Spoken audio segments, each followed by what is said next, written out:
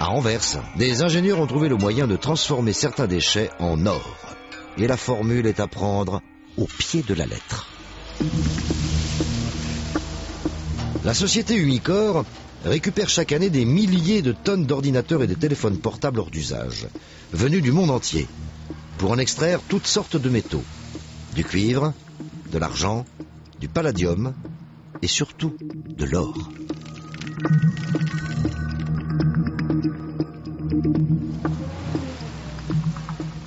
Nous traitons plus ou moins 30 000 tonnes de déchets électroniques, des cartes mères, des GSM, des composants, des connecteurs, tout ça. Si on prend des connecteurs ici, les points de connexion sont dorés, alors il y a de l'or dedans, c'est assez facile pour reconnaître ça. Les ingénieurs d'Umicore ont développé des technologies complexes pour récupérer les métaux, tout en minimisant les risques.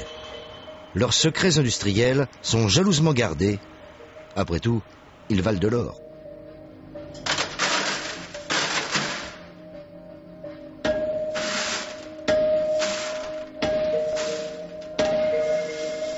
Adjugé.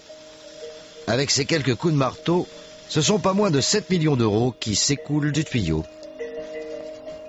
Alors ici, la production de l'or des déchets électroniques est à un niveau de plus ou moins 6 tonnes par an. Pour le moment, le prix d'or est très élevé, 25 000 euros par kilogramme. Alors cela signifie déjà une certaine valeur. 6 000 kilogrammes fois 25 000 euros, c'est impressionnant. Impressionnant en effet. 150 millions d'euros par an, auquel il faut ajouter le prix de tous les autres métaux précieux récupérés par Umicore. Nos téléphones portables, eux aussi, recèlent de petits trésors.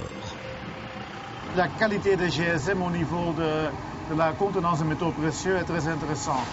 Si on jette le GSM dans la nature, naturellement, les métaux sont perdus et en quelques circonstances, la batterie peut même exploser.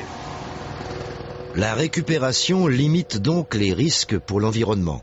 Et elle a un autre avantage. Le filon des appareils usagés ne risque pas de se tarir. Si on ne fait pas le recyclage, à long terme ou à mi-terme, quelques ressources de métaux seront épuisées. Et à partir de ça, il n'y aura peut-être pas de solution, il n'y a pas de substitut. Si on fait le recyclage de déchets électroniques, on arrive à une qualité au niveau de l'or de 300 ou de 350 grammes par tonne. Alors c'est une mine, mais une mine plus riche que la mine en Afrique du Sud, par exemple. Ces montagnes de téléphones au rebut valent donc toutes les mines du Transvaal. Mais attention, ne vous improvisez pas vous-même chercheur d'or en brûlant une carte d'ordinateur. Vous vous empoisonneriez, vous et vos voisins avec, pour un résultat nul.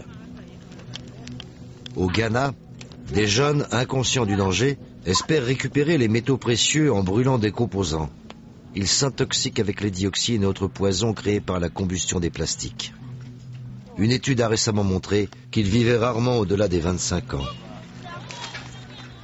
C'est très important d'avoir un système efficace, pas seulement pour récupérer des métaux, mais aussi pour détruire des dioxines qui sont ou qui peuvent être formées dans la fonte.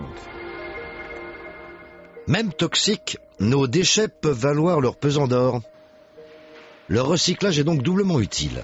Il permet d'éviter des pollutions dangereuses et d'économiser des matières premières qui se font de plus en plus rares.